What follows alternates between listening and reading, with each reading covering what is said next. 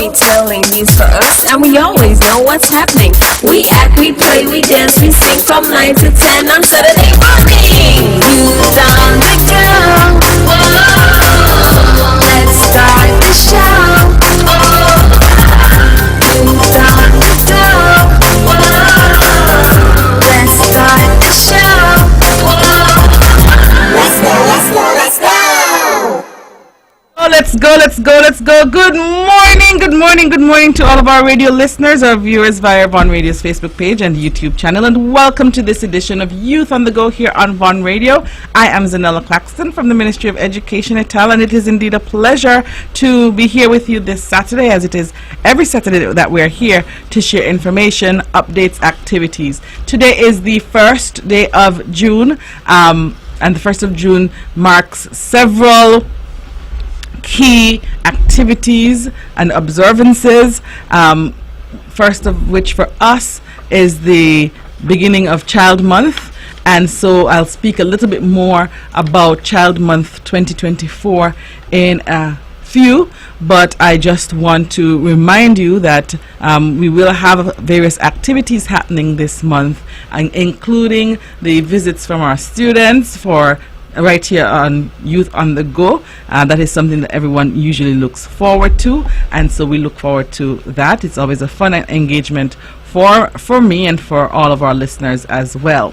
We also know that today is June 1st, and so it's the beginning of the hurricane season. The hurricane season usually runs from June to November, and so we also look forward to making sure that we are alert, that we are aware, that we keep abreast of what is happening. And so as we mark June 1st, we want to remind everyone to be safe and to pay keen attention to everything that's happening around us. We are aware that it is very hot, and like I said last week, we will have our disaster management ambassadors here. I won't tell you the school they represent just yet, but we'll have them here with us after the first break, and we'll get to hear from them as well. We'll love to learn from our student ambassadors. We love to hear what they have to offer and what they have to share with us. I also want to commend all of our schools for their participation in and their creativity and innovation towards the 2024 second annual Transition Day. Now, Transition Day is a system-wide exposure to the various classes, so it's a kind of a move-up day and move-in. So our preschoolers, pre-K4, our preschoolers who are 4 years old, they had the chance to visit the proposed kindergarten for the 2024-2025 academic year, and then everyone went a step up. So the kindergartners had a half day of exploring and enjoying with grade 1. Then everyone went up 1 year. Our grade 6 students went over to visit the first form, and so they got a chance to learn a bit about what is to come for Form 1. Just basically an orientation to the school. I think that for most part it was a successful day, and we look forward to continuing to work to provide opportunities. The hope is that through these engagements it will alleviate some of the apprehension and reservations and discomfort that often comes with transitioning to a new class and a new school. From the pictures I saw so far, the kindergartners, though, they didn't seem to have much of an issue. So the kindergartners worked hard, and they were able to have fun. I saw many of them having fun, and we hope that through this activity and the activities leading up to September 2nd, that our students will be more comfortable going into their new spaces. We were also able to capture yesterday that there are some parents who have not registered their children for school for the September September term for the new academic year, and so we are using this opportunity to also remind parents to please register your children for the upcoming academic year. We need to make sure that we have everything in place. We need to make sure that we have the number of spaces available for the classrooms. In fact, the numbers help us to determine if we're going to have 1 of a grade or 2 of a grade, right? And so all of those things are considerations, and so we want to make sure that we pay keen attention, parents. The deadlines for registration at the school have already passed, and so we want to make sure that you are alert, that you're keen. We don't want to be blindsided. While we have a mandate to educate every child, we want to ensure that you also understand that you have a mandate to A, register your child, and B, ensure that we have all of the information that is required to keep your child safe during the time that they are in our care, child or children. So that is our plea to parents. As I said yesterday during transition day, we noted that some of you, the children showed up, but they were not registered at the school or anywhere in the system, and so we tried, and the schools tried to ensure that that you are redirected. But if there's anyone out there who still has not registered their child, whether it be at preschool level, at the kindergarten level for primary, or at the first form level for secondary, we do a re-registration at the kindergarten and secondary level to ensure that the information that we have is accurate and current. What we've noticed over the years that we don't have a robust file on our students, especially those in high school, and then it's difficult to be able to contact the parents and ensure that we have the backup contacts and the emergency contacts and the parameters through which we can do our work. So it's important that all of that is done. The grade 6 students, your parents, or the parents of the grade 6 students, the schools have the application forms, and they should have given them to you, and you should have already returned them. But as I said, we have noticed some gaps. We are currently going through the registers for each school to make sure that we account for every child before the end of this month. That way, by the time graduation is done and the summer is done, everybody's clear as to the next steps and what the expectations are. This will also facilitate the meetings at the various levels, the preschool meetings, the kindergarten meetings, and the first form meetings, because the principals need the proper list to be able to reach out to you in a decent amount of time. So, as I said, transition day occurred yesterday. It was very successful, and we look forward to improving as the years go by and as time goes by as well. Just to note that we have our various exams happening as well. At the exams are around the corner, so you know we have the CXC, CSEC, CAPE, and CCSLC exams. This week will be the last week for the CSEC examination, so Friday is the last day for CSEC, and then the following week we will continue with the CAPE and CCSLC exams until they finish out, and then our students, our school leavers, will enjoy their mental break. So those exams go down to June 14th. They go an extra week, and then we close out the exam cycle for this year. We transition into summer job attachment, we transition into summer camps, we transition into prospective teachers course. So we have all of those things happening coming up in the next few weeks. We often state that at each round we realize that there are more and more things happening, and so there's no real downtime per se, but we try our best to deliver to all of you in our best, according to our best abilities. All right, so for our primary school students, we have the end of year assessment coming up, and that assessment starts on Tuesday, June 11th, and it runs down to the 20th of June. And so we have language arts for kindergarten to grade 3, language arts papers 1 and 2, and in some instances there is a paper 3. If there is a paper 3, the paper 3 is an oral reading paper, That's kindergarten to grade 3 language arts. 4 to 6 we have papers 1 and 2 happening on June 11th. So on June 11th we will have all of those assessments taking place. On June 13th we will have the mathematics papers 1 and 2 for all levels. That's on June 13th. So we have the Tuesday, then the Thursday. So this coming week will be our last week of revision. The following week we will start the assessments proper. Then on June 18th we'll have the social studies papers happening at all levels. However, the social studies for kindergarten to grade 3 will be set by the classroom teacher. On Thursday, June 20th, we will see the science assessment happening, and the science for the K-3 will be set by the classroom teacher.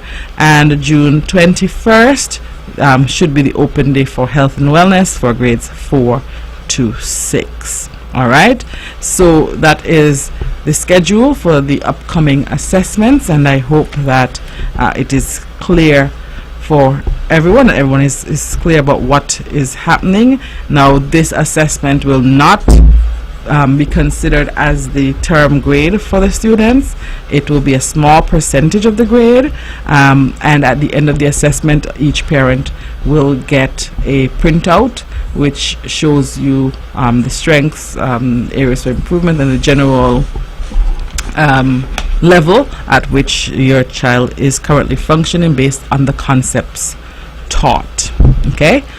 In terms of the secondary schools, we know that this week we will see the oral examinations happening for forms 1 to 3 at the secondary schools, and that's a common exam. That means that every secondary school in the Federation will, students in forms 1 to 3 will be sitting that exam. Form 1 will have an oral reading, Form 2 has a poem, and Form 3 has an informative speech. Following that, on June 12th, the Communication Studies Examination Common Exam for Forms 1 to 3 across the Federation. Then we will see the Integrated Science Exam, and then on June 17th, that's June 14th, and on June 17th we have the Mathematics exam, common exam happening. All other high schoolers, you will have your schedules, your individual timetables, which was shared with you by your form teacher or your school's principal.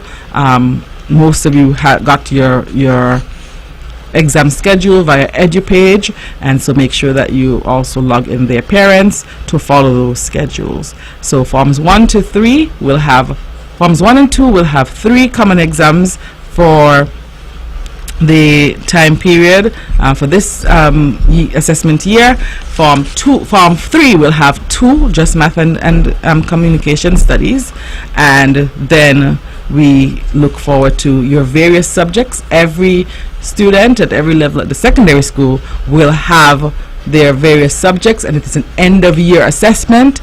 That means that it covers all of the content from September to now. So parents, while it's hot outside, while there are so many things that the students can be doing right now, we encourage you to make sure that they are participating in the various they're studying and preparing for their assessments coming up this week and going forward. Finally, before we take a break, I want to invite everyone to the VOJN playfield this morning at 9:30. There is a cricket match, GSS versus CSS, and so head on over to the VOJN field and support the teams, and we wish both teams well. They are participating in the Federal Secondary Schools Cricket Tournament, and so later on they will play against other teams from St. Kitts, but today their first match is actually both schools from Nevis coming up against each other. So to the Panthers and the Lions,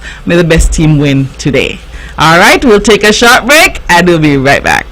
From Queen City, Nevis, this is the powerhouse of the Eastern Caribbean, Vaughan Radio. It's time, come on, rise and shine. You know, I know we're gonna have a great time. And now we're past this quickly, you don't wanna miss it. So turn up the radio, it's you on the go. You on the go. Whoa, let's start the show. Oh, you on the go. Whoa, let's start the show. Whoa, let's go. I will learn new things. I will be creative. Grab your games, let's gather around, and adventure is always waiting. The storytelling news for us, and we always know what's happening. We act, we play, we dance, we sing from 9 to 10 on Saturday morning. Youth on the go. Whoa, let's start the show. Oh, youth on the go. Whoa, let's start the show. Whoa, let's go. All right, let's go. Good morning to all of our radio listeners, our viewers via Von Radio's Facebook page and YouTube channel, and welcome to this edition of Youth on the Go here on Von Radio. We are here today, and we are here with some ambassadors. I will allow them to introduce themselves. They'll tell us their name, the school they attend, and they'll tell us what grade they are in, and then we'll go from there and we'll talk about our disaster of focus this morning. All right, so my name is Brianna Liebird, and I attend the Nevis Academy, and I'm also in grade 6. All right. My name is Kejon Harrier, and I also go to the Nevis Academy, and I'm in the same grade as you. So you're both in grade 6. Yeah. So you're looking forward to graduation? Yes. Did you get a chance to do transition day yesterday? Yes. All right. Okay, so then you got a little sneak peek of high school, and I know that you're looking forward to the summer first, and then your new school and your the new school year. All right. So today we'll be talking about droughts. Droughts have wide-ranging adverse economic, environmental, and social impacts as rivers, reservoirs, ground levels, and soil moisture all drop. Lack of rain for an extended period can cause losses to crops, timber, livestock, and fisheries. Water shortages for home use and industry may result in affecting personal and environmental sanitation. Environmental losses from water shortages may occur due to an increase in the number of fires and the amount of dust and concentrated water pollution. So basically today you are our drought ambassadors, and we're going to talk a bit about what drought means, what it looks like, and probably what, as usual, what we can do as a people to deal with or handle drought. Now we know that from time to time we have had water shortages at home, and sometimes it is very inconvenient. We don't like when we don't have running water in our homes. We also know that we are currently in a heat wave. It is extremely hot out there, and so heat waves and drought kind of go hand in hand. And so to all of our listeners, we needed to listen to our ambassadors so that you can learn from them, because they have a whole lot to share. Okay? So, Kajan, we're going to start with you. Everybody out there wants to know, what is drought? What is drought, Kajan?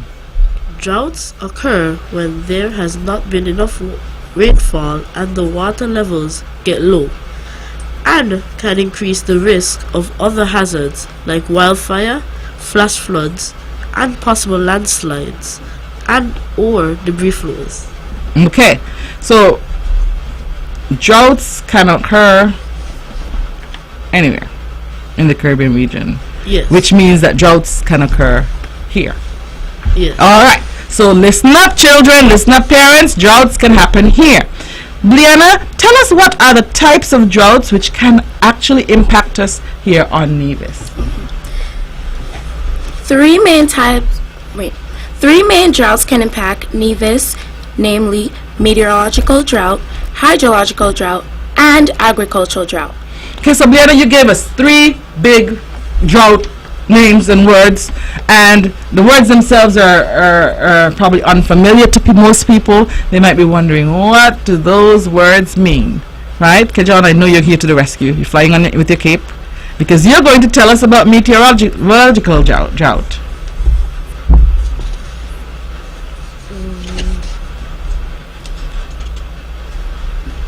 Okay, so what is meteorological drought?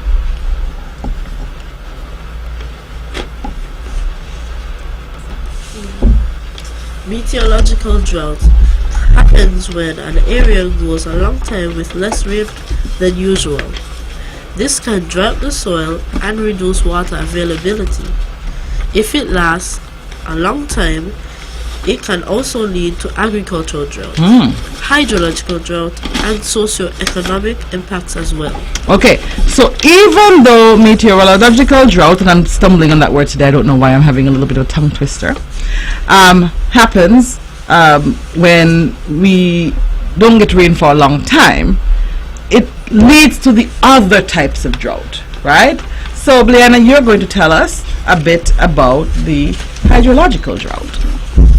Hydrological drought is when the water scarcity leads to a situation that there is marked depletion of surface water, causing low stream and drying of water bodies, such as lakes, reservoirs, and rivers. It may also result in recession of mountain springs. Okay, so for those listening out there, it means that after a long time of not getting rainfall and going through a period of drought, it is possible that the water on the surface, our surface waters, so our ponds, our lakes, we don't have many lakes, but our ponds and even our other little running water streams may just dry up. And that is when you know it gets really bad, right? And when that happens, and mountain is the place that you know, for most part, it usually is very moist, very wet in the mountains, and when those start depleting, we know we definitely have a problem, a bigger problem. And so we're going to go into the final type of drought, which is the agricultural drought. Tell us a bit about that, Kajan. Agricultural drought happens when scarcity becomes so acute that the soil moisture is not adequate to support healthy growth of crops. The irrigation needs cannot be fulfilled by groundwater also. Okay, so we know that crops kind of need water.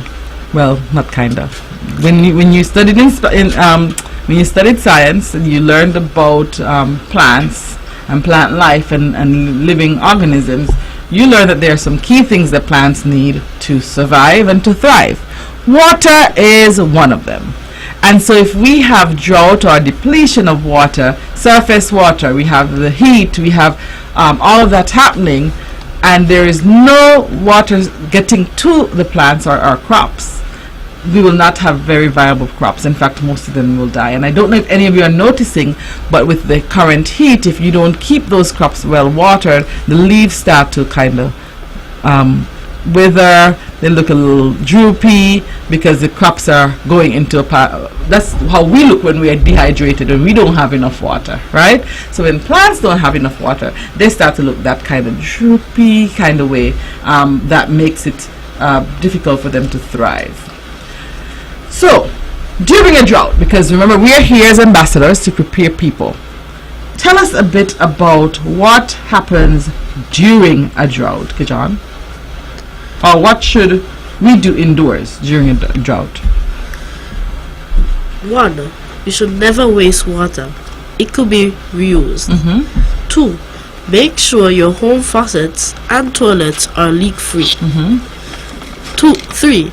Avoid flushing the toilet unnecessarily. 4.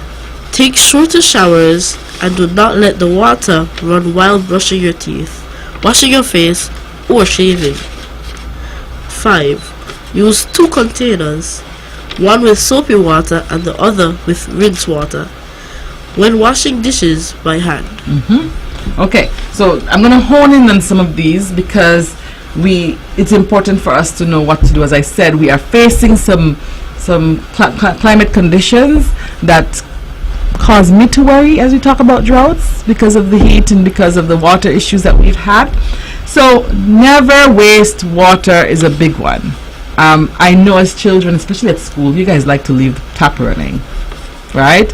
And sometimes you go and it's drip, drip, drip, drip, drip, drip, dripping because they're so busy. Children like to run in, wash their hands, use the restroom, wash their hands, dash out. They don't even make sure that they turn it off properly. And so that is something that's very important for us to pay attention to. Don't waste water in any way. Also making sure that you keep them turned off while you are not using them. Okay? Make sure that you advise your parents, and if you notice that there's a leak, let them know. And then, of course, take shorter showers. And I know we're tempted, I don't know about the two of you, but because it's so hot, we're tempted to take longer showers so that we don't feel as hot. But we have to be mindful that if there's a water shortage and if there are issues with the drought, that we have to conserve the water, that we should not go back to the first one, we shouldn't waste it. And then use 2 containers, one for soapy water and the other one for rinsing when you're washing your dishes by hand. And washing dishes by hand is a better way when you have drought, because a dishwasher uses a lot of water and it leads to number 1, which is water wastage if you don't have that type of water. Okay, students, we'll take a short break, and when we come back we'll talk a bit more about what we could do during a drought. When VON vibrates, the whole Caribbean must shake. 860 AM, the powerhouse. It's time, come on, rise and shine. You know, I know, we're gonna have a great time. And now we're past it quickly, you don't wanna miss it. So turn up the radio, it's Youth on the Go. Youth on the Go. Oh, let's start the show. Oh, Youth on the Go. Oh, let's start the show. Oh, let's go, let's go, let's go. I will learn new things. I will be creative. Grab your gears, let's gather round, and adventure is always waiting. With storytelling news for us, and we always know what's happening. We act, we play, we dance, we sing from 9 to 10 on Saturday morning. Youth on the Go.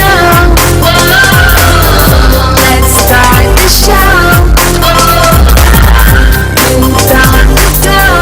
Whoa, let's start the show. Whoa, let's go, let's go, let's go. Alright, let's go, let's go, let's go, let's go. Welcome back to this edition of Youth on the Go here on Von Radio. I am Zahnela Claxton from the Ministry of Education et al. And it is my pleasure to be here with you today and to be here with some ambassadors. I love our ambassadors. I love our disaster management ambassadors. And we have 2 Eagle ambassadors today.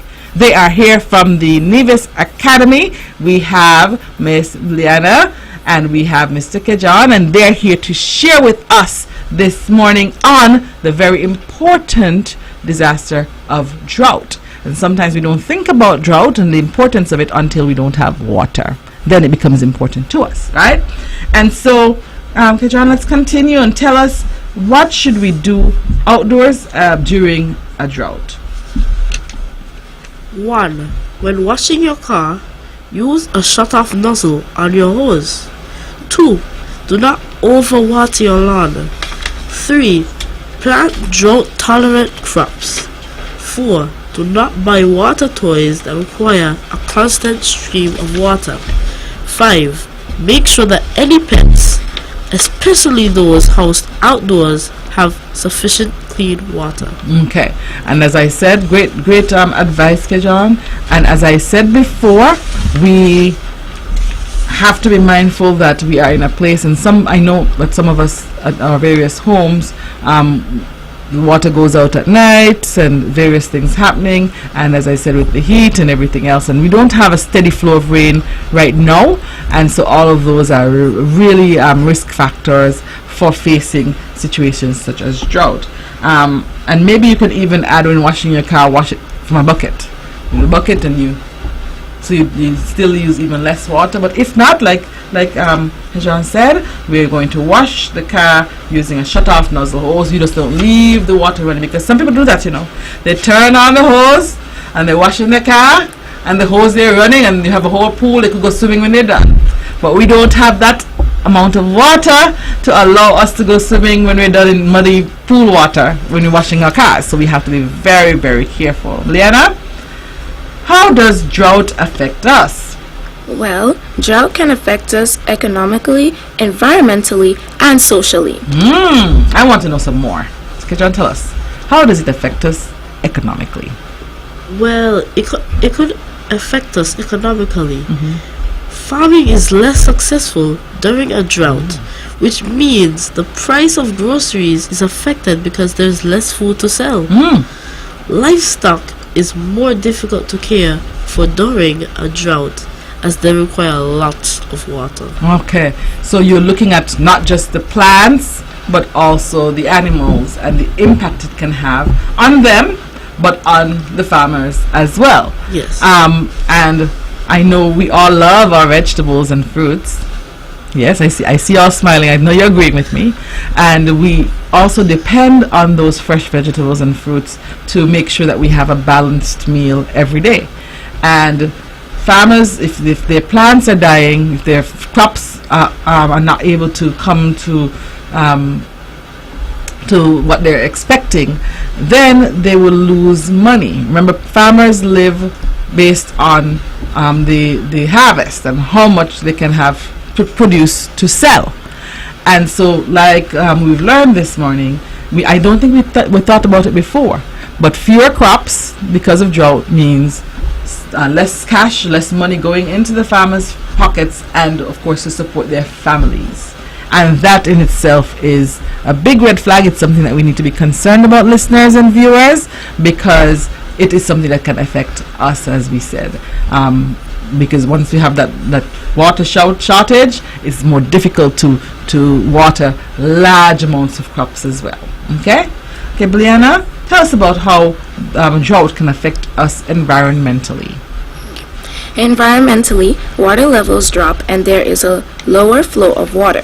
This lack of water is dangerous for animals that live in the water. We see more pollution on the surface of the water. Okay, so once again, you're seeing the dangers of lower surface water, and also the fact that we can have more pollution coming to the fore, and we have to talk a bit about pollution, because we know we want to advise people not to drop your plastic bags and your other pieces of garbage into water sources. They're dangerous for the animals and plant life which exist in those water sources. And so just want to make that plug, even though we're talking about drought. And that's the type of pollution that they're talking about coming to the fore, because when the water dries out, all of the garbage stays. It doesn't go anywhere. That's the sad thing when it comes to drought. The garbage doesn't go anywhere. And while we want to make sure everybody understands that you should not throw those things into our water sources, we also want them to understand that once the water dries up, that garbage is going to be there, even taking over more. Okay? What about socially? Tell us, Kijan, how the drought can affect us socially. Well, socially, people's health can be affected by heat waves and having to use less water. People can become stressed due to higher food costs and the lack of other things that are normal in their life. Oh wow, I didn't think about that either. So you're looking at the potential health issues, and once again, while we're here, we have to remind people who are listening of that there are potential health issues associated with heat waves and having less water. Because during heat waves, what have you been hearing all week at school? Make sure you do what? Drink water. And more water, and parents send more water, and make sure you have more water, right? And so if you don't have that water to keep you hydrated, remember what I talked about, the plants and how the plants start to look all droopy and dehydrated. That happens to you as well, but you feel it differently, right? You start feeling dizzy and sick, and you just don't feel right because your body needs to have that water. Okay, and then back to our point with the farmers. The cost of living and the cost of food, especially in times of drought, because if you have less crops, what's going to happen? If you have fewer crops and you need to make your money, what are you going to do? You're the farmer and you were expecting to have 50 watermelons and you only have 10 watermelons. It means less money. You get less money, and if you need to make more money, what would you do? Plant more crops. But what about while you're waiting for the crops? You have your 10 watermelons. You were expecting to make $10 for each watermelon, right? So you were expecting to make $500 from your 50 watermelons. You now have 10 watermelons, but you really were budgeting for that $500. What would you do? Well, you would have to make a budgeting plan and start to still sell some stuff. Like examples, you will sell some soil. You may have okay, so you're being creative. Good. And you could sell any other types of fruit and vegetables that you have, because you need to make your $500. What happens if you don't have soil or any other vegetables that you could sell and you didn't think about that, but you have your 10 watermelons and you've decided in your head, I'm going to make $500 from watermelons no matter what? What can you do? What will happen? What will you do to the cost of the watermelons? What would you do as a farmer to make sure that from 10 watermelons that you're going to make $500? What can you do? You'd have to do what with the price of the watermelons? Up the price. Up the price. And that happens in droughts. Farmers sometimes have to increase the price, right? So some of them will be creative, like John has said, and some might say, instead of saying one watermelon costs $10, now one watermelon will have to cost $50 because there are no more watermelons around, and if you want watermelons, you'll have to pay more. Okay, that's the super inflation. That's really high. They wouldn't go that high. They might add $1 or $2 or $3 on, or $5, right? But the point is that you have to increase the cost. All right, and so that is something that we have to think about. All right, so we have some words that we want the public to know. What are those words? Word number 1 goes to Liana. Liana, tell the public, what is conservation? Conservation. Well, conservation is the act of protecting and saving a natural resource like water. Perfect. So now, John, she said resource. I don't know how many people know what that means. Can you tell us that word resource, the definition of the word natural resource? Well, or the term? Natural resource refers to something we need that comes from nature, like trees, water, and air. Okay, perfect. And then we have another term that we want everyone to know, and that term, Liana, is a reservoir. Reservoir. The term reservoir is a natural or man-made lake that collects and stores water. All right, awesome. So we learned a lot today about the importance of being aware of the existence of droughts. Droughts do exist. There will come times, or there are times when throughout the Caribbean region, throughout the world, we have extreme heat, not enough water, and so we have to be mindful of how we use the water and how we make sure that we protect ourselves.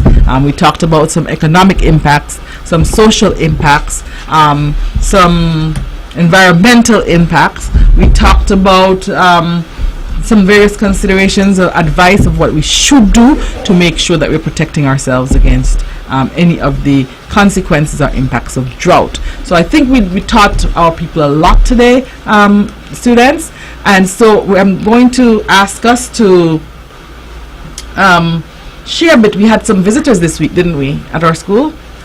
Yes. Yes, and I heard they're listening to us, right? So we're going to quickly do a shout out to them. They are Andre. Okay, so we have some people, they're here on island and they visited your school. How was that experience? Tell me a bit about what happened at your school, or did they came to your school? Were you able to meet them? Yes. All right. Do you remember anything that you want to share? Well, they were giving us a more in-depth explanation on drought. Okay, so you got a drought encounter, and they are here visiting us to do a disaster survey. And of course, they use the opportunity to share with you. And so we are so happy that they're listening to you. And guess what? They said that they're so proud of you. They're impressed that you're doing a great job as disaster management ambassadors. All right. So to Audrey and the team, we want to say good morning to you and thank you for listening to us, Audrey, Tammy, and Tanya, and all of the persons out there who are listening to us, and Raiden and everybody listening to us. I want to make sure that you know that we are so happy that you've joined us, and we also want to thank you for spending some time with the students this week at their school and sharing with them on the topic of drought.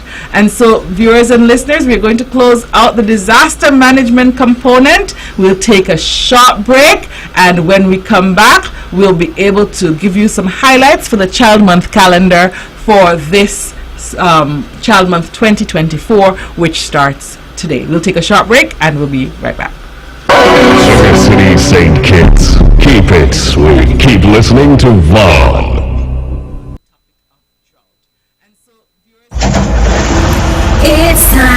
It's time, come on, rise and shine. You know, I know we're gonna have a great time.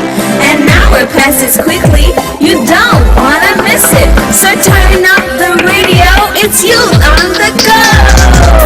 You on the go, whoa, let's start the show. Oh, you on the go, whoa, let's start the show. Let's go. I will learn new things. I will be creative. Grab the games, let's gather around, and adventure is always waiting. The storytelling news for us, and we always know what's happening.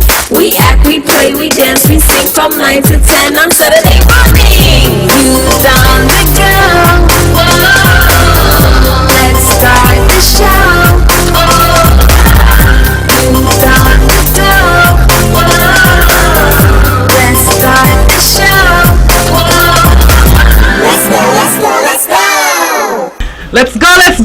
Let's go. Good morning to all of our radio listeners, our viewers via Vaughn Radio's Facebook page and YouTube channel. Welcome to this edition of Youth on the Go here on Vaughn Radio. I am Zahnela Claxton from the Ministry of Education et al. And it was a pleasure a few minutes ago for us to interact with our disaster ambassadors from the Nevis Academy. We had Kejon and Brianna here with us, and they shared a bit on drought, and we hope that you paid keen attention to the information which was shared. Listeners and viewers, we know that we are going through a very hot season, a very hot time, and we want to make sure that you are thinking about some of the steps that you can take to conserve water, to be mindful of the heat, and the fact that there is existence, that droughts do exist, and they can happen to us even here on Nevis.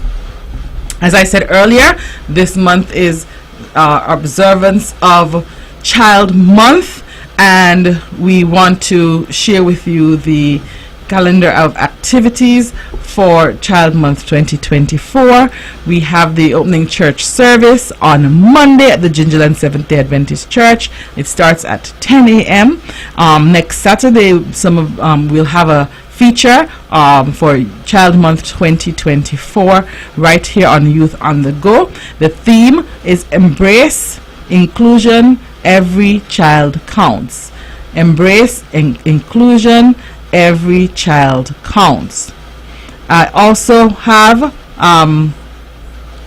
Community Inclusion Week here starting June 10th for the entire week, and the various early childhood centers will incorporate their community in some way, and the aim is to also celebrate inclusion and to share about the importance of inclusion at our various institutions and within our society as well. Then we have on June 11th the International Day of Play, and that is a UNICEF UNESCO celebration, and throughout the region we have focus on the importance of playing, allowing children to play. There are persons who question the importance of, those types of interactions and playing. Playing is important, and we need to make sure that we give our students an opportunity to play. We have opportunities for learning through play, where they can increase and improve their communication skills. They can increase and improve their interactions, exposure, their ability to navigate their world. Really starts with the play at the younger levels. And so this year will be the first ever International Day of Play, and we will be encouraging all centers to have some focus on the importance of incorporating play into their lives. And we can also look forward to a lunchtime session for parents and the general public to log on and hear a bit about the importance of playing. Then we have the Child Month Parade, and that on Nevis and Fun Day, it takes place on June 14th. And we start on Old Hospital Road and we go to the ETW Park. We know that it is very hot, and so we want to make sure that we get through with the parade as quickly as possible. So we are asking for everyone to be there and ready to move off, and also to start thinking about ways in which we can keep our children cool. Parents, make sure we have their bottled water ready. We can make sure we have some nice little hats for them to cover their heads as well, or umbrellas, to try to protect them as far as possible. We also will continue with Youth on the Go on Von Radio at 9 a.m. on the 15th of June. On the 19th, there will be a combined concert. The 21st, there will be a staff retreat for all of our early childhood staff under the theme Navigating the Waves Inclusion Edition. And then Youth on the Go will happen on June 22nd, and then we'll have the presentation of sensory walls and kits to our early childhood centers from 9 a.m. and we'll have that event. Then for the remainder of the month, we will see the various preschool graduation ceremonies, and we will culminate Child Month with the parade in St. Kitts at 9 a.m. and some of our staff members will join staff members on St. Kitts for that particular activity. So Child Month is in fact in June, and we have the calendar which is officially being launched or shared today, and then it starts with the opening and church service, which will take place on Monday. We are inviting you to support. We will take each center will take the children to the church service. It will be a short church service to keep the students engaged. We know that at that age we can't have it too long and too extensive, and so it will be a short service, and then we will go on to the other activities throughout the course of the month. Now, we want to also remind you that the theme for Child Month is Embrace Inclusion, Every Child Counts. And we are looking at inclusion from various perspectives, but most of all, the importance of exhibiting tolerance and kindness towards students who are different, who may have different challenges. And so we will have some focus this month on students who may have developmental delays, learning disabilities, physical disabilities, and the importance that as adults, the importance of us being tolerant and watching our language and the way we interact, and also as children, how they can be kind and understanding even when their classmates may be different. And so even as we acknowledge that there are students with various physical and developmental challenges, we also know that they have feelings too, that they look forward to being played with, that they look forward to learning, that they look forward to interactions. We are aware that we have students who have been diagnosed, for example, on the autism spectrum, and they encounter sensory overload challenges, and so sometimes you might see increased crying or responses along those lines, and it can be daunting to children because it seems overwhelming to them as well. Their classmates are crying or uncomfortable, and we can't figure out what is happening, and it takes a little while to calm them down. And so especially in the early years, it's important for us to respond quickly, to respond effectively, and to try our best to create some routines. It is not an easy feat for our teachers. It's not an easy feat for you parents as you navigate the early years with an autism diagnosis or any other physical or developmental delay diagnosis, that you have to figure out your new routine and your new rhythm.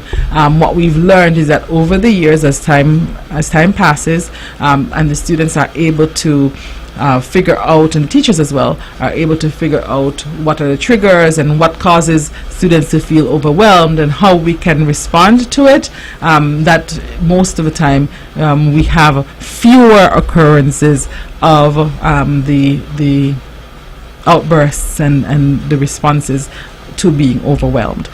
So we have the concept of inclusion and the importance of being tolerant and being kind to others, even when they look different, they may speak differently. Some may have challenges, speech issues, speech challenges as well, as I said, some various developmental and physical delays. How do you respond to, are you supposed to ostracize or push aside a child who may not speak at that moment, or who may speak differently? And then as we take inclusion on a wider scale, and the focus of the inclusion this time around is on those various delays and challenges, but you also have to take into consideration the extended version of inclusion, which includes cultural diversity and cultural inclusion, ensuring that persons of different cultures and languages are also embraced and captured and feel welcomed in our spaces. So we will try our best throughout this month to hone in and highlight some of those delays and challenges and encounters that can cause us to be unkind, and then highlight the importance of being kind. If you are out there and you have some contribution that you think you can make in building this community spirit of inclusion, please make sure that you reach out to your various schools so that you can share your skills with them, the schools within your zone or your district or your area, or the school which operates close to your business, and you can share with them and share with the children about the importance of being kind and tolerant and helping others who may have challenges, and telling others about, or giving compliments to others. Those are the types of things that we will be promoting this month for Child Month 2024. Once again, Child Month begins today, June 1st. Today marks the first day of Child Month 2024 under the theme Embrace Inclusion, Every Child Counts. Alright, so we thank you so much for joining us today. We want to thank the students from News Academy once again, our Eagle ambassadors representing Drought, and we look forward to joining you next Saturday as we bring one of our early childhood features to you. On that note, we're not taking a short break, we're taking an extended break. And we will see you next Saturday here on You on the Go here on Von Radio.